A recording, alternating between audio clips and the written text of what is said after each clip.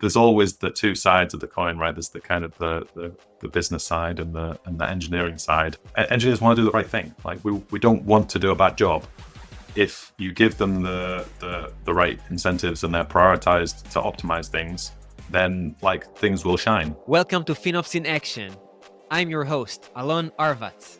Each week, I'll sit down with FinOps experts to explore the toughest challenges between FinOps and engineering. This show is brought to you by Point5, empowering teams to optimize cloud costs with deep detection and remediation tools that drive action. Hello, everyone, and welcome to FinOps in Action. For today's guest, I've been waiting for quite a while. I've been chasing him to get him on the podcast, and I'm happy we're finally here. He actually managed the cloud resale and FinOps managed services business at CloudReach. And today, he's a member of the FinOps Foundation Technical Advisory Council. On top of that, his main job is the FinOps Lead at Aer Lingus, the flag-carrying airline of Ireland. I'm happy to welcome Tom Cross. Tom, what's up? Hey, Elon, thanks for having me. Really excited to be here. I'm excited to have you here. Tom, please share with us, what is this one thing that you got wrong when you started your FinOps career? So I didn't really know what I was getting myself into when I started my FinOps journey. It was my first role in cloud, because prior to that, I had been working in software engineering as a software engineering manager. And the term FinOps hadn't been coined yet. I was looking to kind of get into cloud, and I joined the team at CloudReach without really having a proper understanding of what it was that they did. So I had a lot of learning to do. There was no book, there was no community. It was just really about trying to help people with the pain of billing and trying to help people cut costs more than anything else. But I think I quickly came to appreciate that trying to do that kind of work from outside of an organization in like a sort of consultative capacity is so hard. You don't have the context and you don't have the political capital to kind of drive change. Absolutely. So you got into it. You had no idea what you're getting into. Why did you do it? I think just because I like the optimization kind of side of things. I think I've always been drawn to trying to make things work better than they used to, whether it's like optimizing SQL queries or optimizing Java code or optimizing a business process. I like that taking something that's not working the best that it can be and tweaking it until it shines. So I think the whole FinOps paradigm really kind of resonates with me. Interesting. And would you say that today, as a more, I would say, rounded FinOps leader, you think you're also drawn to the optimization part of the FinOps work because of that? Yeah, I think I always will be. I think there's always the two sides of the coin, right? There's the kind of the business side and the engineering side. And I think because I'm an engineer at heart, I'll always be drawn to that kind of optimization thing. And I'll always struggle more with the forecasting and the modeling side of things rather than just getting your hands dirty and making some changes. Totally get it. Honestly, I'm on your side with that. No, 100% understood. And you got into FinOps, you had no idea what it means. Fast forward, I don't know how many years. What is FinOps to you today? I'm a big believer of that kind of like servant leadership model. So beyond like the cost savings and the forecasting and all the other bits and bobs, for me, I really feel that FinOps is rooted in helping engineers make better decisions for the business. Because at the end of the day, it's the engineers with their hands on the wheel, right? They're the ones building the systems and applications and doing the deployments.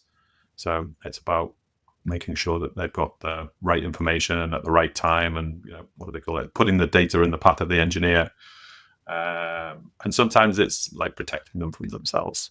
Like infrastructure as code, like the shortest path to victory is often just copying and pasting something you've done before. So that's why I'm such a big fan of like the whole shift left and automating all the things to help kind of reduce the load on engineers and help them make better decisions. Okay.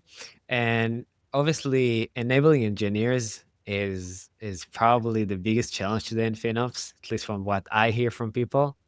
And I wonder, where do you feel the problem lies? Is it incentives? Is it knowledge gap? Is it access to data and context? I think it's a little bit of everything, but I think the heart of it is around prioritization. Ultimately, if engineers want to do the right thing, like we don't want to do a bad job.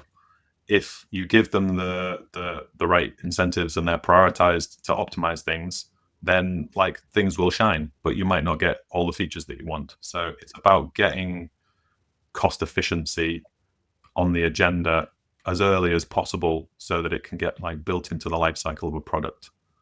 So rather than only looking at like what features are we going to deliver this year, it's a case of, okay, well, what does our cost efficiency look like, and what improvements do we want to make? And how you drive this awareness? Can you give us some examples? I think it's just trying to engage all of the stakeholders in your community, your sort of FinOps practice and surroundings as early as possible. So go speak with the architects, like find out like what's coming up on the roadmap, how you can get involved with helping them design things that are more cost efficient, choose technologies that are more cost efficient, or things like that. And then if you're doing like sprint planning or whatever, try and get involved in that, or try and have FinOps champions involved in that process who can kind of raise the flag of, oh, what should we think about? Maybe we should use this technology, or I've heard good things about this, or maybe we could get the FinOps guys to come and help us.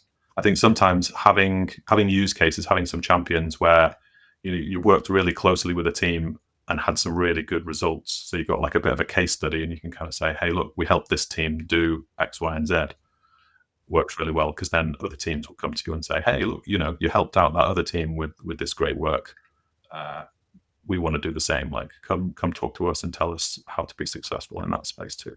So basically, you described the two situations. One is that the architect or the engineer says, okay, let's change something or do it this way to make it more efficient. The other situation is that they're calling the FinOps guy to help them out to figure out how to do things more efficiently. I wonder, how do you envision success? Is it getting the FinOps involved, or doing it efficiently without the FinOps? I mean, I guess the dream is that FinOps is everyone's job, right? So the FinOps guy does not need to get involved at every level, but I think that dream is a long way off from most organizations. Yes. So FinOps is everyone's job, you see as a vision that will take us a lot of years to achieve? Yeah, I think in the same way that like I think when the DevOps movement first started, like people said, oh, the ideal state is that DevOps doesn't exist in a few years' time. Like it's just the default way of doing things, and people grumble about DevOps isn't a job. It's a cultural change or whatever. But you see DevOps jobs advertised everywhere, and they have been. So DevOps isn't going anywhere, and I don't imagine FinOps is. Yes, and I tend to agree. So, Tom, obviously, awareness has a lot of impact, extremely important to drive awareness. But at the end of the day, it takes time, and not everyone are oriented to efficiency. Some are oriented to delivery or performance. Do you also see yourself as responsible to do enforcement to prevent things from happening, or when someone is doing something wrong to know about it? Yeah, I think so. I think there's got to be a level of kind of governance and control. I think it should be as light touch as possible. But there are some kind of basic foundations that everybody should be getting on board with. Things like tagging. I know it's kind of the thing everyone hates to talk about, but like you just got to get it. You just got to get it sorted. So I think that kind of thing needs to be mandated. People find it a pain in the ass. I do, but it's just got to get done. Mandated meaning you cannot deploy a resource unless it's tagged? Yeah, unless it's tagged, unless it's compliant with the tagging standard. Okay. And so you said lightweight. Is there anything else that you enforce and prevent people from doing except for tagging? At the moment, we don't have like a hard block on anything else. it's more of a kind of a nudge. It's more of a, hey, like you've deployed, or you're trying to deploy this. Maybe this would be better, because ultimately, like, it's their product, right? I'm not a cloud engineer. I'm not a cloud architect. It's their thing. All we can do is make some strong suggestions and say, give them the data and have them make the decision. And this approach of doing lightweight enforcement, which is, by the way, something I hear from many practitioners out there, probably most of them, is that because of the engineer's potential reaction to them being blocked and building a good approach from the engineers to FinOps, or just because you don't want to slow them down? I think it's a combination of both. Like, at the end of the day, for a FinOps practice to be successful, in my view, 90% of it is in building good relationships. And if all I'm being is a thorn in the side and seem to be disruptive and like slowing people down, it's gonna get escalated in their leadership chain, and then I'm gonna get it in the neck from my leadership chain saying, you're slowing these people down. They've got deliveries they need to get out, and it's nobody succeeds. So I think it's a bit of a political. There's a political dimension to it as well. It's not just about speed. Yeah, for sure. And is anomaly detection is also something that you're tackling today? It is, yeah. I think it's something that I would like to do more of. I think I've seen some really great content from some of the FinOps X breakout sessions around anomaly detection that I would like to get on board with. But I think for a lot of it, it's just getting the data into a place where you can start to act on some of those things.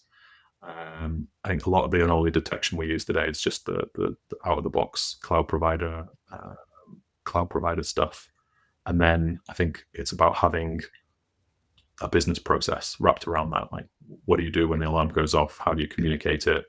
Where is it communicated? How do you track it? All that kind of good stuff. Yeah, for sure. And from my perspective, the challenge with anomaly detection is, one, it's late. Two, it requires a lot of manual work to understand the root cause analysis. And after you do all this work, very often it's a false positive, or no, it's fine. It was supposed to jump like that because of whatever reasons. And then it creates a lot of frustration of doing it. I feel that the future, by the way, is tracking not cost anomalies, but usage anomalies that are then translated into, okay, what can be the cost impact? Because this is the key to, one, deliver it in real time and give the root cause out of the box. Yeah, no, I like that. I like that view. Yeah, I think a lot of the more interesting anomalies that we've caught over the last year would have been caught by that approach, more of a usage-based view rather than a cost-based view. The other thing that's difficult is that where you've got services which scale based on demand or consumption, like it's difficult to know whether or not it's organic, right? So your alarm's going off every 2 days. People just stop listening to it. If you've got like a call center in the cloud kind of thing where it's based on people making phone calls, then people making more phone calls, the bill goes up and the usage goes up. So it's not necessarily a bad thing, but it's harder to alert on. I mean, one of the things that I quite like is doing or I'd like to be doing, but I haven't yet quite got started at Aer Lingus, is more of the kind of population analysis. So we're doing it in manual kind of stuff, but I want to kind of get it automated, where you're looking at, like, for a given set of applications, maybe 20% of their spend is on networking or on observability or whatever. And then if you start to see outliers who are significantly deviating from that population, then it's kind of an opportunity to kind of have a conversation and say, oh, hey, like, we happen to notice that your application is particularly spendy in this area of spend, rather than specific services or like specific usage spikes, but just generally looking at how an application is built and how it behaves, which I think is quite interesting. it also helps to catch those kind of slow creeping changes, which are to catch with anomaly detection.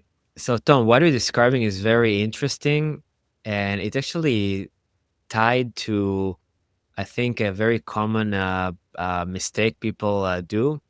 We're not realizing that cost is a derivative of usage. So, in the end of the day, cost is a symptom to underlying issues. And when, for example, we monitor cost and we're ignoring the underlying infrastructure usage patterns, then we're kind of looking at the symptoms, and then we need to go back and understand, okay, what's the underlying, what's the root cause, what's causing the issue. And I think that, like, as FinOps people, we need to understand that there are two levels that we need to tackle. Cost is one level, but there's another deeper layer of the infrastructure level that we also need to understand and monitor, and based on that, give the insights. I've got a great example of that for you. So we use AWS config for as a sort of CMDB for our cloud, for our AWS cloud state, and we recently moved it from continuous mode to periodic mode, so it only captures a snapshot of, like, as an example for instances, it captures a snapshot of each instance each day. And we noticed that when we did that, we had a bit of a spike in spend in certain places, and it was caused by flapping auto-scaling groups. So auto-scaling groups that were constantly cycling their instances, like they were never coming up healthy. They would be started and then immediately killed because they weren't healthy, and then brought up again. So we're getting like thousands and thousands and thousands of new instances being created every day. So the symptom, what we were seeing at the end of that was cost, but the root cause was that anomalous usage. So now having like processes in place to say, okay, let's catch that pattern. Like when we see an instance cycling, like we can stop that right then before we incur any cost. Almost, once if it cycles like 3 or 4 times within the space of half an hour, then that's an alarm to go look at something. Very interesting example. Thanks for sharing that. And Tom, I would also love to learn a bit more about the FinOps Foundation Technical Advisory Council. So first of all, what do you do there? Uh, so the Technical Advisory Council is I think officially the technical governing body of the FinOps Foundation. So the idea is to help shape best practices and inform some of the content that goes into the FinOps Foundation material. But I think the main role is to act as custodians for the FinOps framework. So making sure that it continues to evolve and reflect what people need or what they're being asked to do as part of their FinOps practices. So I think the TAC's currently made up of 15 people. Some of those are elected from or by the governing board. Some are elected as representatives of the premier members, like the cloud providers and some of the big vendors in the space. And then there's a bunch of us elected from the practitioner community. So yeah, that's kind of how it what it does and how it's made up. I sometimes get asked, like, how do you decide on what goes into the framework changes? And honestly, it's just a huge amount of discussion more than anything else, especially when it comes to naming things. Naming things is hard, but it's a really diverse group of people, and like everything gets scrutinized. I think that diversity of thought is really critical, because although, like, every FinOps practice is different. Nobody rolls out FinOps in exactly the same way. Every FinOps practice is different, just as every business is different. And there are some things that, like, I might never have had exposure to or even think about, that maybe someone else who has had a different journey has a unique perspective on. So that diversity of thought is really critical.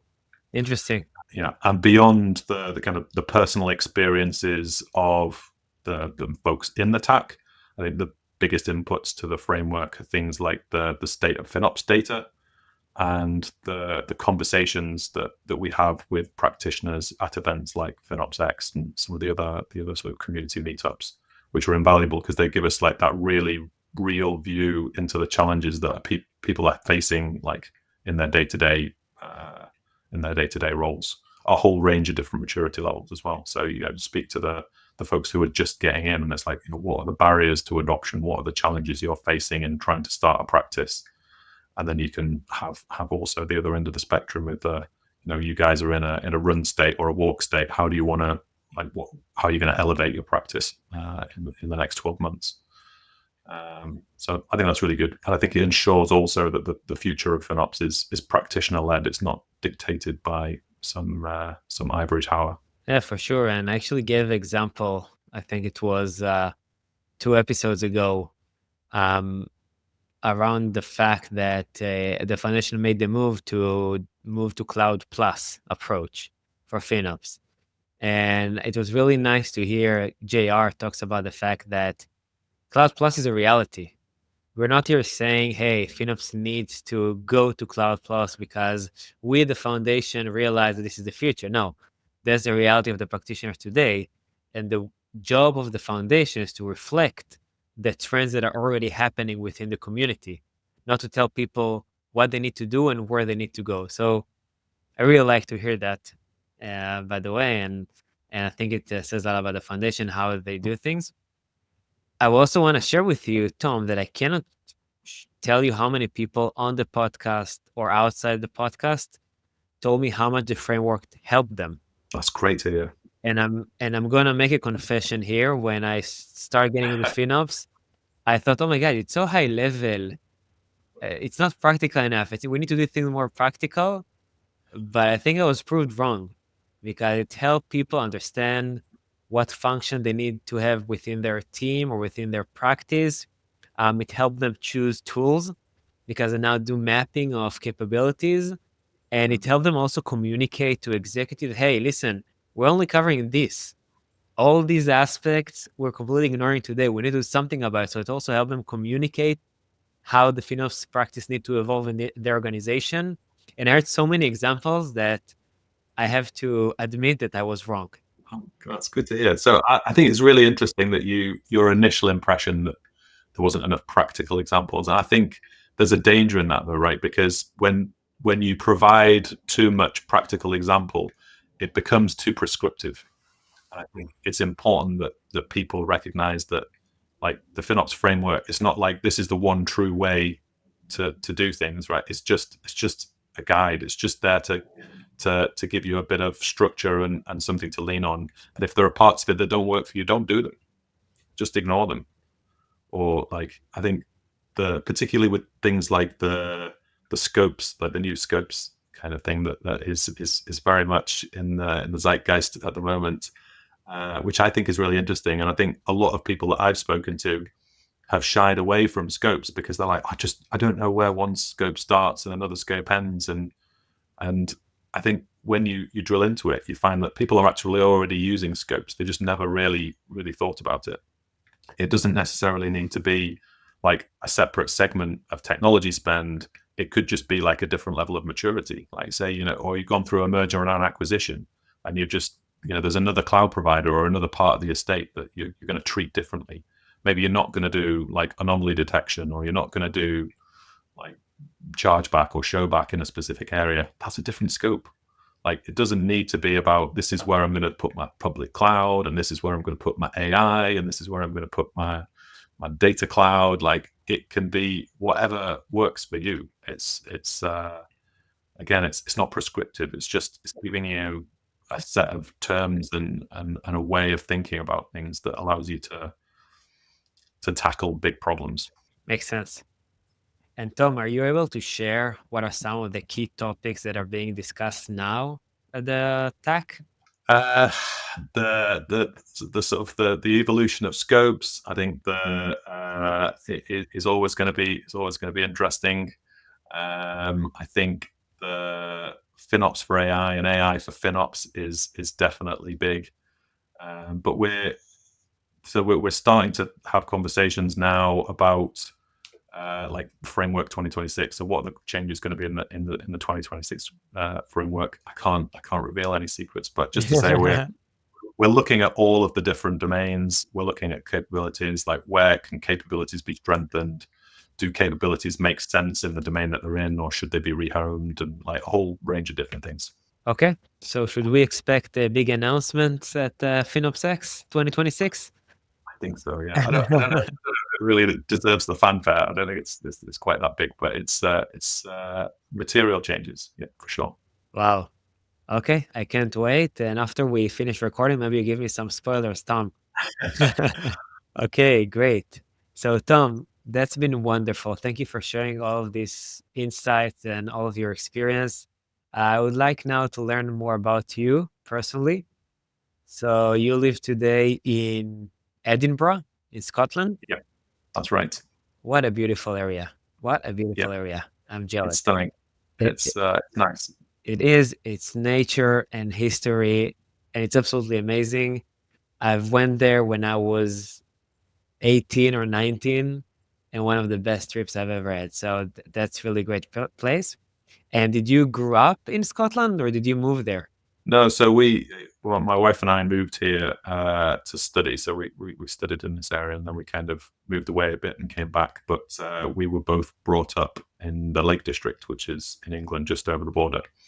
So it's not very far. It's like an hour and a half on the train or something. So we moved over here for study, and we kind of lived away. We spent a bit of time in Australia, and then came back to Edinburgh to start our family. Okay, very nice, very nice. And Tom, is there any book or movie you read or watched lately that you want to recommend to our listeners? I was thinking about this. I'm a big fantasy sort of fantasy fiction kind of guy. I really like those kinds of things. So like the old school stuff, like Ursula Le Guin and Robin Hobb. I really sink myself into one of those quite happily, but I find myself struggling to find the time to read for pleasure these days. I think I'm reading more and more with the kids. So if you're into kind of fantasy novels and you're doing a lot of reading with the kids, then my big recommendation is a series of books called The Land of Raw by Jenny McLaughlin, which are really good fun. And even as an adult, I've really enjoyed them. So that's my recommendation for you. That's great. And I'm always surprised how many people read. I thought people stopped reading, and almost all my guests are reading. Even if they recommend movies, they also have a book or two they read. So that's great. That's great. I thought the books would disappear by now. No, I think I've always been a big reader, and the kids are all big into reading. Even with the advent of like e-readers and Kindles and stuff, we still always go back to paper. Me too. I love reading. And I think there is a special experience of reading, special concentration, and specific mode you're getting into when you're reading that you cannot achieve from all the effects and sounds that you get from movies. I wholeheartedly agree. I think the exception maybe I think is audiobooks. I'm on the fence with audiobooks. I think if they're overproduced and it's like a full cast kind of thing, I find them a bit difficult to get on with. But if there's a really good narrator, then I can sink into an audiobook as well. Okay, that's great. And you also have kids, boys only, right? Yeah. I've got three young boys. Three Who boys. Oh my God. busy. Oh my God. Oh, honestly, I'm not jealous. I have to say. I have two, and it's more than enough. It's pretty fun. We spend a lot of time, outdoors doing hiking and climbing and spending time in the woods and walking and whatever. So it's good. It's good. Lots of fresh air and exercise keeps them happy. Okay. Anything else that you like to do with them? Cycling, we do a lot of cycling as well, but that's anything outdoors. We only have a small house, so things get tense when everyone's cramped into small conditions. So the more time we spend outside, the better. Cool. Tom, thank you for sharing with us all of this and also opening us to the Technical Advisory Council and what it does. As I told you, I heard a lot of good things about the framework and how it helps people. So it's really important work what you're doing there. And you promised us a lot of big announcements at FinOps X 2026. We're gonna hold it for you to see that it's happening. I'm sure a lot of people would like to reach out to you and ask questions and just connect or just have a nice conversation. What is the best way to reach out? LinkedIn or on the FinOps Foundation Slack community, or come meet us. Like, anyone a member of the TAC, like, come meet us in an event. Come to San Diego. Come and have a chat. Yeah, I think more and more spending time in those events, like talking with members of the community and trying to understand what their challenges are. So I really enjoy that aspect of it. So yeah, bring it on. And contribute to the state of FinOps. You know, when the state of FinOps comes out, make sure that your organization is reflected in that, so that we can use that information as part of what we do in the TAC. That's really important. I will also leverage that to say that the results of the state of the FinOps really influence the priorities of the foundation. So it's not only to share data because it's cool to see all the graphs, although it's really cool and interesting, but it really dictates the resource allocation, the focus of the foundation. So it has a lot of influence. So thanks for highlighting that, Tom. And thank you so much for joining us today. It's a pleasure. Thank you very much for having me. Of course, it was all my pleasure. As I said, I've been waiting for this for quite a while. Like always, I would like to thank our listeners for joining us once again. I hope you enjoyed this lovely conversation and learned a lot. I personally enjoyed it dearly and got some very, very nice insights about engaging with engineers. Please tell your friends about the podcast and offer them to subscribe to our newsletter. Tom, thank you again. This has been another fascinating, fun, pleasant episode of FinOps in Action. Hope to see you all next time. That wraps up another episode of FinOps in Action. Thank you for joining. For show notes and more, please visit finopsinaction.com. This show is brought to you by Point 5, empowering teams to optimize cloud costs with deep detection and remediation tools that drive action.